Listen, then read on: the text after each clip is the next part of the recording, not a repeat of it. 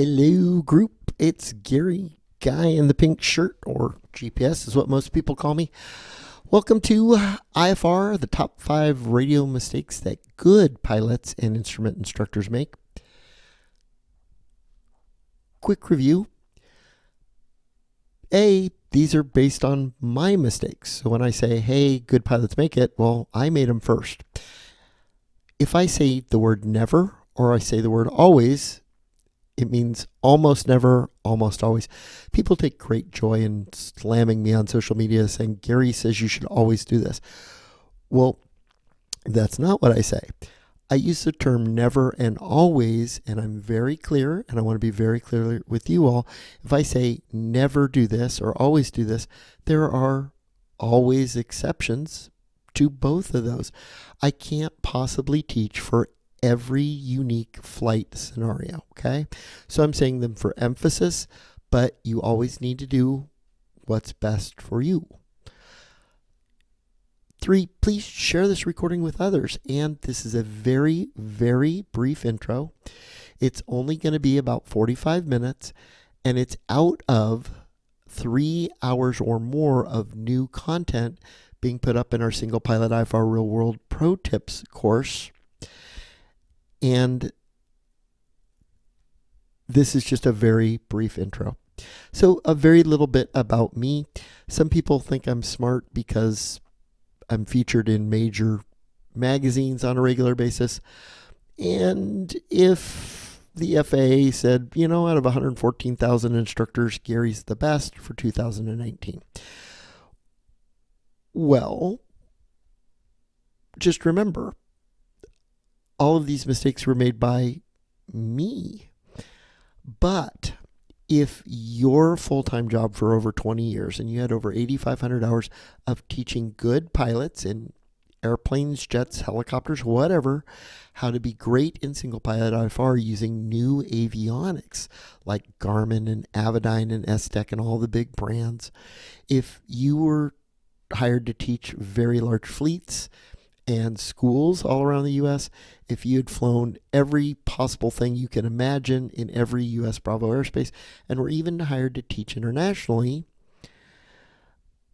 people would say you're really good. But, Arnold Palmer said this: the more I practice, the luckier I get. So please remember, even though I've got a national award and I'm in magazines, I have never once claimed to be smart. I just have more real-world experience at teaching single pilot IFR using technology than any other instructor, and I want to share some of what I've learned with you. So why do good pilots and instrument instructors make these mistakes? Well, because they didn't know it was a mistake. All pilots only repeat what instructors tell them, and all good instructors can only teach what they were taught. There's something called a leaky bucket theory of education. There's something called primacy. I'm going to say some things that will be totally contradictory to things you've been taught before or you know to be true. If I say something totally different than what you know is right, instead of just disconnecting the webinar or leaving a little snide comment like, Gary's videos are awful, take a breath, relax, because what if I'm right, but your instructor was only passing on what bad knowledge they had been taught. So if I say something totally different than what you know to be true, it can be upsetting. Do me a favor. What I want you to do is go to your next family, Christmas, Thanksgiving, big holiday celebration. Walk up to somebody, sit down next to them, and right before the meal's served, go, your political party's stupid, and let me tell you why. People don't always react well when you tell them what they know to be true is wrong. But have an open mind. Hey, you're already here. Hang out with me for another 40 minutes. Maybe you can learn from some of the mistakes I've made so you don't have to make them. And a lot of this is my opinion, but it is very specifically based not just on over 20 years of real world IFR experience, but I'm going to cite the Pilot Controller Glossary and the Aeronautical Information Manual. So what's the number 5 mistake that I hear great pilots make every day on the radio? Well, it's too fast. And by saying too fast, I mean switching frequency too fast. When you switch to the next frequency too quickly, it causes the required readback for the controllers. They can't always understand or hear that required readback. So slow down before you kick over to the next frequency. And this is straight out of the AIM 4-2-3 contact procedures. This is IFR Radio Communications in the AIM. It says D, acknowledgement of frequency changes. When advised by ATC to change frequencies, you must acknowledge the instruction. If you don't read back the frequency change, or they don't hear you read back the frequency change, it actually increases workload on that controller because they don't know if you heard the instruction. And if you're already gone and you don't answer the repeated instruction, are you having a radio failure? So it makes the job of the controller much, much harder when you don't slow down and clearly read back the frequency change before you change.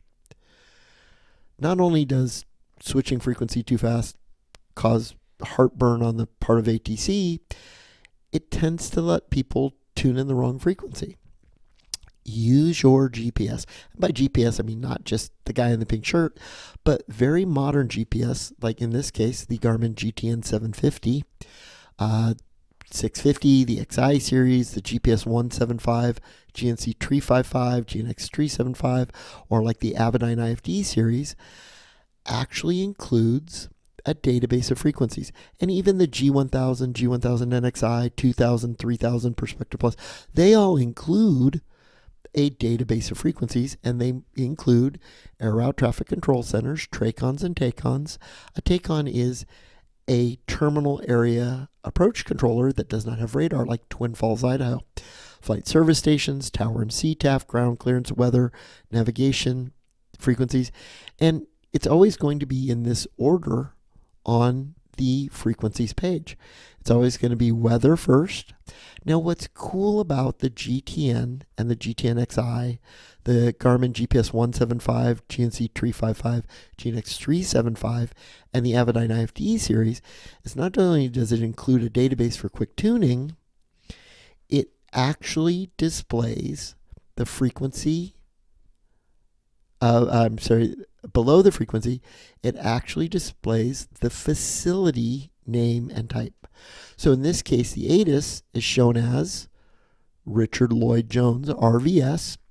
That's in Tulsa. The RVS ATIS. And if you put clearance in standby, it will show RVS clearance below. So it's giving you a chance to go, hey, did I tune the right one in? And it's going to include ground, tower CTAF, Unicom, departure, approach, and other frequencies. And it's always going to be this order. Remember, not every airport has every frequency, so it would not have those. But where is the frequencies database? Well, it's actually included as part of the navigation database update, which you are required to have a current database on Garmin units before you fly IFR. Okay, and you are required to have a current database for Avidyne IFD series. It's part of the type certification. It's part of the limitations in the Airplane Flight Manual supplement. So if we look at the GTN650 and we're flying along and you hear Piper 45 Whiskey contact regional approach on 118.8. So you say regional approach 118.8, 45 Whiskey, and you type it in, you send it to active, and then you transmit regional approach, Piper 12345 Whiskey, level 5000. No response. Regional approach, Piper 12345 Whiskey, level 5000. No response. Then you go back and say Fort Worth Center, Piper 12345 Whiskey, confirm regional approach is 118.8, and they say negative, Piper 45 Whiskey, contact regional approach 118.1. I need to be very clear. It doesn't matter if they gave you the wrong frequency or you simply heard the wrong frequency. It doesn't matter. Either way, it's the wrong one. We could have avoided this using the technology.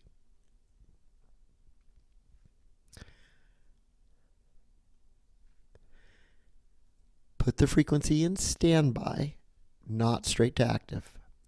verify the database facility type, and confirm with ATC if there's no facility or a facility mismatch. In other words, use the frequency database, don't transfer without verifying first. And I understand ATC sometimes will give you a frequency change, and by the time you type it in, because you didn't read it back instantly, they're going to ask you again. Let them ask you again, okay? You need to either write it down, which is what we used to do, and then read it back, or put it in and check the frequency database, because it's going to save more time in the long run. So when they say Piper 45 Whiskey, contact regional approach 118.8, and you put it in standby, there's no facility name. So you're going to say, confirm regional approach 118.8. They're going to say negative, contact regional approach 118.1. Then you read back 118.1 and check. So if we put in 118.1, never transferring, putting to standby, you see how it shows it's an approach frequency before we transfer. That's going to save a lot of time and avoid a pretty common mistake. So use the frequencies database to check that you put in the correct frequency before switching. So the pink shirt guy rules for frequency switch are: 1, always put the new assigned frequency in standby first. Verify the frequency database matches the expected facility if your device shows it. And question ATC if no match or a mismatch before switching. It does happen where there'll be a temporary new frequency that's not in the nav database yet. But again, ask first and it'll save you a lot of time. Quick bonus tip. The Flight and Ground Instructor Pro Tips book and 6 hours of videos are free forever on my website, pilotsafety.org. They're sponsored by Avemco, and I spend some money too. And it's a great program because it's not just my opinion. It's over 100 other authors have contributed what they wish they'd known as a brand new instructor, or the best tip in the book is actually from a low-time private pilot. So all flight and ground instructors care. I never want to hear anybody say time building instructors don't care, because that's not true. I've trained thousands of instructors all around the country. I've never heard a young time builder instructor say, I don't care if my students live or die. I've never heard them say, I don't care if they fail their check ride. I've never heard an instructor say, I don't care if they have an accident. Not every instructor wants to be a career instructor. It's a stepping stone. Hey, I didn't want to be the Easter Bunny forever, but I did that as a first job too. But all instructors care, they just may not have a ton of experience. So if every flight and ground instructor and every future flight and ground instructor can have this book and these videos, then we're going to improve GA safety. So make sure you go to pilotsafety.org, get it, and share it with others. But I often joke when I speak at AirVenture or a convention, I've got 300 or 500 people in front of me. I say, as the National Instructor of the Year for 2019 and as a lead rep, which is a volunteer position for the FAA safety team, I can certify you as an instructor today. It's not true. It's a joke. But I say, okay, if you want to teach private pilots, raise your right hand and repeat after me. So the only thing you need to know when you teach private pilots is the ability to say, more right rudder. I go, now if you want to be an instrument instructor, the only thing you have to know how to say is smaller correction. If you want to teach multi-engine students, the only thing you need to be able to do is scream as loud and fast as you can, let go, damn it, my airplane. Obviously jokes, but that's kind of what you say a lot. But the most important thing I say and repeat over and over again when I provide training to good pilots and instructors on their GPS avionics 3-day private mastery programs is slow down. Do me a favor. Take a screenshot of that. Share it with others. Every good pilot, every good instructor, and I've trained airline pilots with 48,000 hours of experience, and I've trained pilots with 60 hours of experience on how to be great at their new avionics in their aircraft. They all make the same mistake. They push buttons and they say things before they think about it. So if you just slow down, if before you pushed a button on a GPS or an autopilot, if you took a breath and went, is this the right button? If before you transmitted, you would, just like the Aeronautical Information Manual says to for IFR radio communication, pause, think about what you want to say, and if it's really complex, maybe even write it down first, and then say it slowly and clearly, we wouldn't have most of the mistakes and misunderstandings. So talking too fast causes a lot of problems. Well, talking too fast on the radio causes people to make mistakes. They have misunderstandings. It makes people say again, repeat, say again slower. And talking too fast on a radio always wastes more time than it saves. Talking too fast uses more time than talking slowly at a normal pace. Why? Because it causes misunderstandings and mistakes, and it causes more questions and repetition. So when you talk slowly and clearly, ATC will tend to slow down because people tend to mimic each other's speech pattern. What's really funny is I speak 7 languages, and all of them very, very badly. Especially English, which is supposedly the one I should know best. But I can be in Portugal and I'll pick up Portuguese and the accent almost instantly. I can be in Italy and pick up Italian and the accent almost instantly because I mimic what I hear, but every human does that. So if you get on a control frequency and they're talking way too fast, by you simply speaking at a normal rate and tone, they will tend to slow down as well. True story that I love telling is I was in El Paso one day, El Paso, Texas, and I used to live in California, but I actually moved to Texas several years ago. Thanks for letting me move in. Loved California, but loved Texas even more. And one of the reasons I moved to Texas is just how friendly people in Texas are. So I was in El Paso one day when I still lived in California, and I was in an aircraft, 969er Romeo Echo, and I said, El Paso clearance, 969er Romeo Echo. I'd like to pick up my IFR clearance to Santa Ana, Sierra November Alpha. That's Orange County, John Wayne Airport with ATIS X-ray. And the guy read me back the clearance so fast. All I heard was 969er Romeo Echo. You're couldn't hear anything after Romeo Echo cleared because he talked so fast. I couldn't keep up. And I was kind of expecting a certain clearance. I didn't even know if that's what he said. So I said, El Paso clearance 969er Romeo Echo. Could you give me that clearance just a little bit slower, please? And the guy was annoyed. He was busy and he sped up. He said it even faster. Like the words just, like speed of light. I didn't even know you could talk that fast. So the other pilot was also named Gary, which is a total nightmare. When you go, hey, Gary, what, Gary? It's just not fun. But he said, hey, Gary, do you want me to try it? And I'm like, nope, I got it. So I took a deep breath, took a big drink of my sugar-free Red Bull, which, by the way, if you see me in public, I like cookies and sugar-free Red Bull. Just saying. Took a big drink of my sugar-free Red Bull, and I said as slow as I could, El Paso clearance. Y'all are going to have to give me that IFR clearance again a whole lot slower. I'm a student pilot. 969er Romeo Echo. You are IFR cleared to Kilo Sierra November Alpha.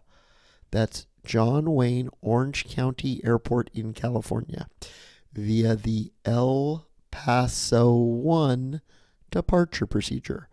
That's Echo Lima Papa the number 1. And about 25 minutes, he had very slowly read me my clearance, and I had read it back. And I said, I read it back, and he said, read back correct. Niner 69er Romeo Echo, do you mind if we ask you a quick question before you go? I said, no, sir, you go ahead. And they were very nice about it. They said, Niner 69er Romeo Echo, can you confirm that you are the student pilot flying the Premier jet? And I said, yes, sir, it's my first day. They were so sweet. They actually sent me a letter saying, hey, thanks for visiting Texas, and maybe next time visit Midland instead.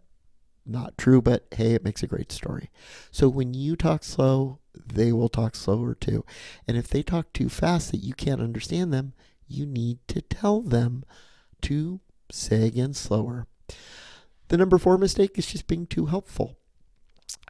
Aviation radio is simplex.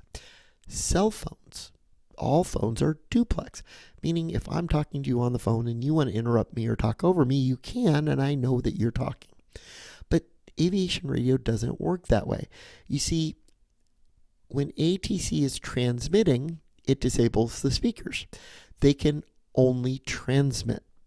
When you push the push to talk in your aircraft, it disables your speakers. You can't hear. So if ATC transmits an instruction, the pilot hears that instruction.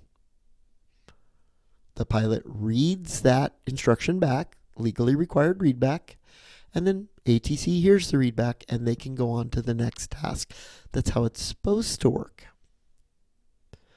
But if air traffic control transmits an instruction and for any reason the pilot doesn't hear it, their volume's tuned down, they're on the wrong frequency, they're talking to a student, it happens to me all the time, or they simply are just tired and they don't hear the instruction, ATC will not get that readback. Then by training, ATC will retransmit the same instruction. Remember, instructions are safety-based. So if they don't hear a readback, they're going to transmit again. Then the pilot usually hears them on the second time. They read back the instruction. ATC hears the readback. They can move on. But what happens is, in the real world, when ATC transmits an instruction at the same time, somebody says, A2 Yankee checking in. The pilot will never hear the instruction. They will only hear a squeal.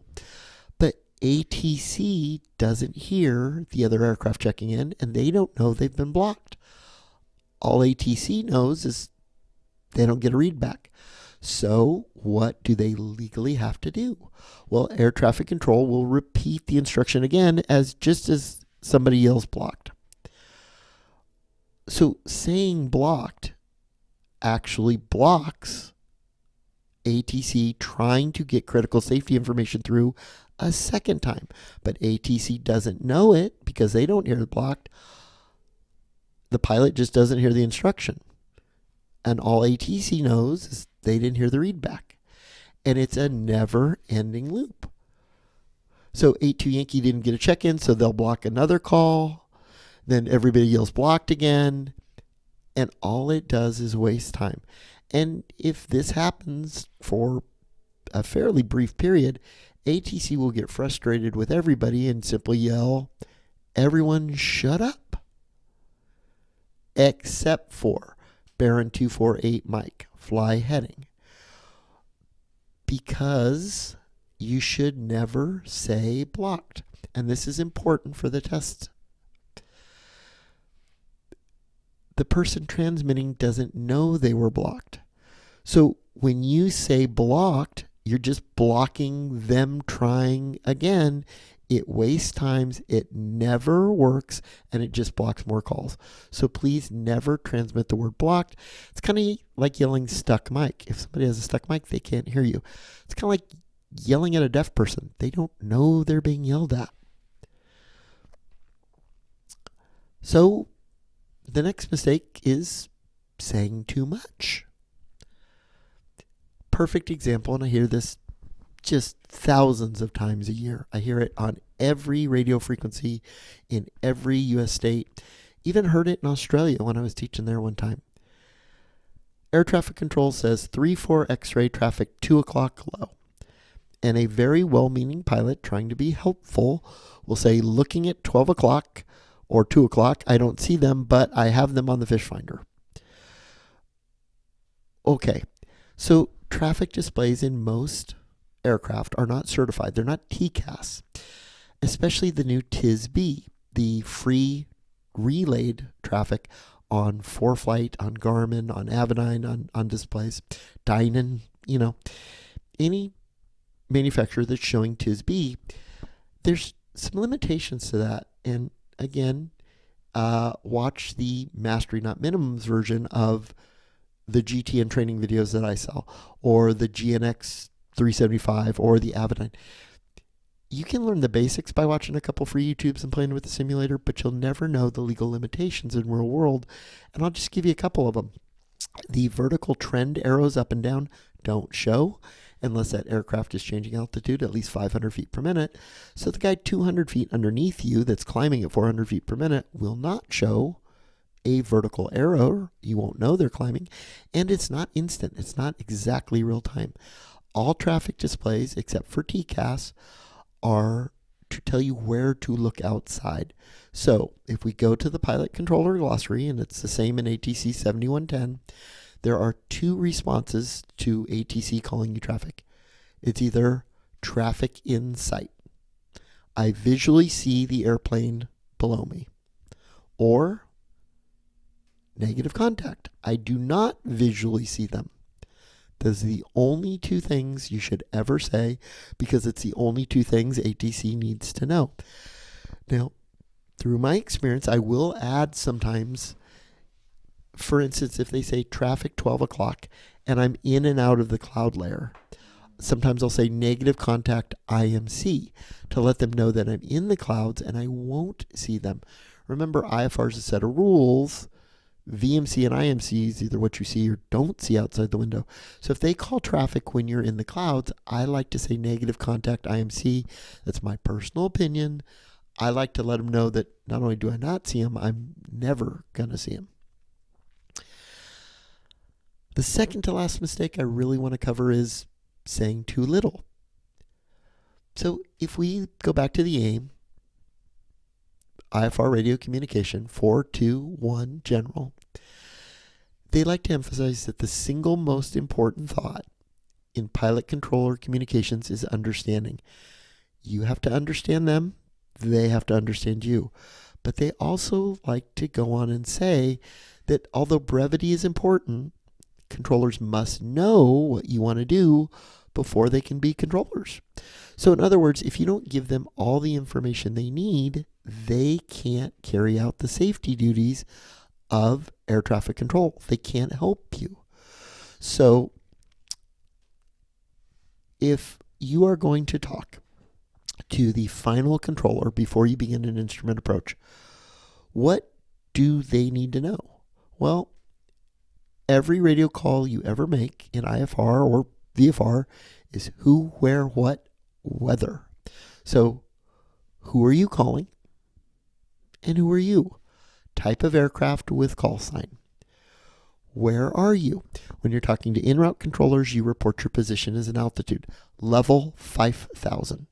Or if you're changing altitudes, leaving 6,400, descending to 4,000. Or flight level 220. Or you could say level 220. Or you could say leaving flight level 240, climbing to flight level 510. So it's altitudes. When you report to towers, it's place. Okay? I'm inside or outside the final approach fix. You need to tell them, what do you want? So what kind of approach do you want? Do you want vectors to final, or do you want to start at an initial approach fix or an intermediate fix? Are you landing? How's this approach going to end? Are you going to be full stop landing? Are you going to do a missed approach for training? And you always have to end with the weather. So remember, if you hire me for a private 3-day in your aircraft, experimental, piston, turbine, airplane, helicopter, I don't care. I'm just there to make you better at the buttons. I will videotape your lessons. That's what makes my GPS training videos so much different than really good programs produced by others. Look, Garmin produces amazing free videos. Avidyne has amazing free videos. Lots of people will sell you Garmin and Avidyne training videos. My videos are the only ones that feature real in-flight footage because I videotape what happens on our real 3-day trainings with private clients. A, hey, if you hire me, you can look back and see what we did. B, I can show people how it works in the real world. So here we are in an experimental aircraft, November 87 Bravo, and we're going to be told to contact our final controller, Atlanta approach, and I'm going to request an approach. So he's going to give me an incorrect frequency, and I'm going to question it first. Then when I do check in, you're going to hear me pause, make sure nobody's talking, and I'm going to say all this in this exact order. November 87 Bravo Papa, contact approach 132.47. 87 Bravo Papa, I think we're with you on 132.47. You know what, yep, you got me on that one. Contact approach now 126.907, that makes more sense. We'll just go with you, we're testing me. We'll see y'all, 26.907, 87 Bravo Papa. Have a good night. That is hilarious. Thank you.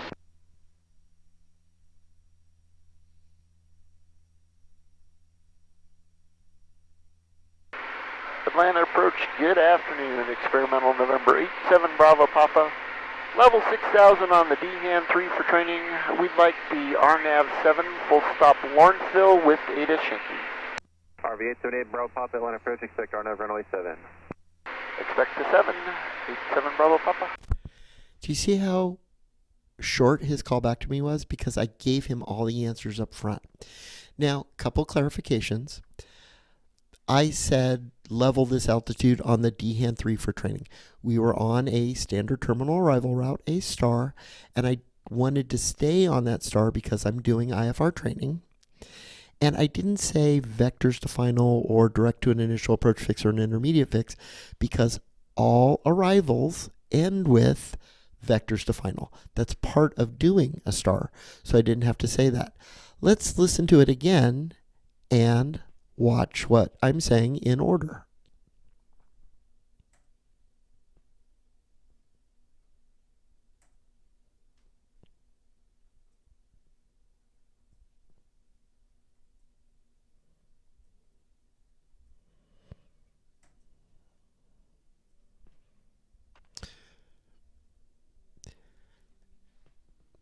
And that didn't work, but that's what I said in order. In the single pilot IFR video series for our subscribers, you're going to see a lot of real world experience and it's going to go very slowly. The number one mistake that everybody makes is just doing things too soon. So let me ask you all a question. When you're assigned a new frequency, it's urgent to check in as fast as you can on a new ATC frequency so that they know you're there. True or false? Well, the regulations say you have to check in with a new controller on frequency as soon as possible, and they say you have to check in within 5 seconds or 10 seconds. Are you required to check in 30 seconds? Do you have to check in within a minute? Do you have to check in within 5 minutes?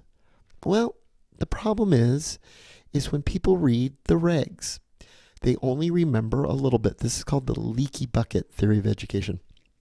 If you learn something, you only remember part of it. When you teach it to somebody else, you're only teaching them part of it. And they're only going to remember part of what you know. So 20 generations back of instructors, they read, unless otherwise authorized by ATC, the pilot in command of each aircraft operated under IFR and controlled airspace must ensure that a continuous watch is maintained on the appropriate frequency and must report the following as soon as possible. But then they don't remember anything except that as must report as soon as possible. The time and altitude of passing each designated reporting waypoint or the reporting point specified by ATC, except that while the aircraft is under radar control, only the passing of those reporting points specifically requested by ATC need to be reported. B, any unforecast weather conditions encountered, and C, any other information relating to the safety of flight. But if you go slowly, what the regulations actually require is that when you're assigned an air traffic control frequency in IFR, you are required to maintain a continuous watch on the appropriate frequency, meaning you have to listen in case they need to give you a safety instruction. And you have to report the following as soon as possible. Mandatory reporting except under radar control. You don't have to check in as soon as possible routinely if they have radar. It's only if they don't have radar.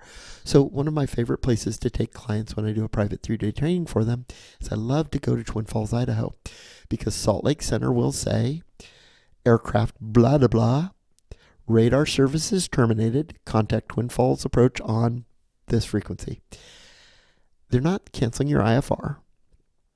They're not saying squawk 1200. Twin Falls is not a TRACON. They're not a terminal radar approach control service because they don't have radar. It's just a TACON. So it is required when transitioning to Twin Falls approach, because they don't have radar, that you must report your position as soon as possible. You don't have to say that to LA Center, SoCal Approach, or Newark. When controllers are busy, you only have to mandatory report as soon as possible if they don't have radar. So, true story, I'll give you an example. I taught in Southern California for many years, and about 16 years ago, I was coming back from Northern California into Southern California talking to Los Angeles Center. And I heard the scariest thing I've heard. All aircraft on Los Angeles Center frequencies. Los Angeles Center is 0 radar. We are dark. We have no radar service available. Go back to mandatory reporting. And every airline pilot and every flight instructor and every instrument-rated pilot on several frequencies silently freaked out a little bit because we didn't remember the rules of, oh, geez, okay, well, if the VOR is colored in solid or if there's a bend in the airway, as soon as possible, I'm supposed to report the time I crossed that waypoint, the altitude I crossed the waypoint, and then I think I have to tell them the time I'm supposed to be at my next. And we all freaked out a little bit because we're so spoiled by radar. But that's very unusual. The only thing you're required to report as soon as possible when you get a frequency change to 99% of ATC in the US because they have radar is any unforecast weather conditions encountered and any other information relating to the safety of flight. You only have to check in as soon as possible if there's something dangerous to yourself or other pilots. So let's review. 91183 IFR Communications says checking in with your position is not mentioned. Maintaining a continuous watch is required. So listening as soon as possible is required. Talking as soon as possible is not required, and it doesn't say you have to check in within 5 minutes, 10 minutes, or 30 seconds unless you have a safety issue. I have done this. I've been on a very busy air traffic controller frequency in Newark, in Florida, in Los Angeles, where the controller was so overloaded and talking so fast, where they were just saying blah, blah, blah, break, blah, blah, blah, break, blah, blah, blah, break, that I didn't check in at all until they called me because it wouldn't have helped. All I would have done is block critical safety instructions to other people. Now, people often ask me, well, Gary, what if you get passed to a very busy air traffic controller that the frequency is so congested that you just can't get in and you need something and it's kind of important? This is not in the regulations. This is not in the AIM. This is strictly a Gary opinion because I've done this for 20 years and it's actually worked. If you get transferred to a very busy air traffic control frequency where you need something and it's becoming important that you need a quick response, if you can't get in, push the ident button. Because by pushing the ident button, it has always worked for me that air traffic controllers go, ooh, he needs something, and they'll call me. So that's not a regulation. It's not in the AIM. It's just something I've learned through my personal experience that in my experience has worked. let's take a real quick quiz and make sure I covered everything that I wanted to cover. Before switching to a new radio frequency, pilot should A, always put the new frequency into standby first. B, use your GPS frequency database to verify type if it's shown. C, question air traffic control if there's no frequency type match, nothing shown, or there's a mismatch. Or D, all of the above. Of course I say D. So remember, always putting the new frequency into standby first. There's gonna be exceptions when you don't do that. Remember, if I say always, there's going to always be an exception. On a busy air traffic control frequency, pilots and controllers talking quickly causes all of the following except A, mistakes and misunderstandings. B, time saved for more calls. C, calls that have to be repeated. Or D, wasted time. Well, talking too fast causes mistakes and misunderstandings. It causes calls that have to be repeated, and it ends up wasting much more time. So the only thing talking quickly doesn't actually do is save more time. 91.183 IFR radio communication requires that pilots check in on a new frequency A in less than a minute, B in less than 2 minutes, C as soon as possible if mandatory reporting is required, or D in less than 30 seconds. The answer is C, as soon as possible if mandatory reporting is required, and that includes unforecast weather or unsafe conditions. When assigned a new frequency, pilots must, as soon as possible, do all of the following except A, check in to let ATC know they are on frequency. B, listen or monitor that new frequency. C, report position in no radar, mandatory reporting conditions. Or D, report unforecast weather or unsafe conditions. And it's a repeat of the last question. You don't have to check in to let them know you're simply on frequency. You should if they're not talking, and you can, but don't step on other people to do a routine report that's not required. When two or more people transmit at the same time, usually caused by people checking in without listening first. So when two or more people transmit at the same time, pilots should transmit blocked. A, to let ATC know that they need to retransmit. B, to let other pilots know that they need to retransmit. C, never, saying blocked wastes time and just blocks more calls. Or D, both A and B. And of course, we all know you never say blocked on a radio frequency because it just blocks other calls and wastes a lot more time. If you're unable to get through on a very busy air traffic control frequency and need something quickly, A, pushing the ident button on your transponder may help. B, transmitting, just hold down the push to talk and transmit your call sign repeatedly for 30 seconds straight. C, change your transponder to 7600. Or D, change to the nearest tower frequency and tell them you couldn't get into air traffic control. I think through my experience that pushing the ident button is usually the best way. When air traffic control calls traffic, if pilots don't see the traffic, they should reply back with A, negative contact. B, negative contact looking. C, negative contact but have them on the fish finder. Or D, negative contact looking at our 1 o'clock. Now, folks, remember, I'm not smart. I just have 2 decades of real world IFR experience. I got to admit to you that I have said all of these things. And even to this day, I know better, sometimes by habit, because it's so hard to break a habit. It's called the law of primacy. Sometimes just by habit, I'll say negative contact looking. Well, that's kind of like saying Gary wears pink shirts. Negative contact means I'm looking. So it's repetitious. I know it. It's just a hard habit to break. So if you hear me say it, I'm trying. But the best answer is just negative contact. So thanks for hanging out on this free video. If you'd like to invest more of your time to go from being good at the basics to mastery and knowing how to work things in an emergency, not just the basics by watching some free YouTube videos and playing with the simulator, please know that I am more than happy to train your entire 135 fleet, your entire 141 school. I have contracts to do that. We provide custom online video training for new hires and students. It increases pass rate, it reduces accidents, saves thousands of dollars, and I'll do in-person ground and flight training for the instructors. I do a private 3-day training for you in your aircraft anywhere in the world. Now, this slide is a mistake because, hey, I make lots of mistakes. I admitted that at the beginning. But if you want, it's only supposed to be at conventions. But if you are watching this recorded video and you contact me through the website, pilotsafety.org, say, hey, I want more information on 3-day.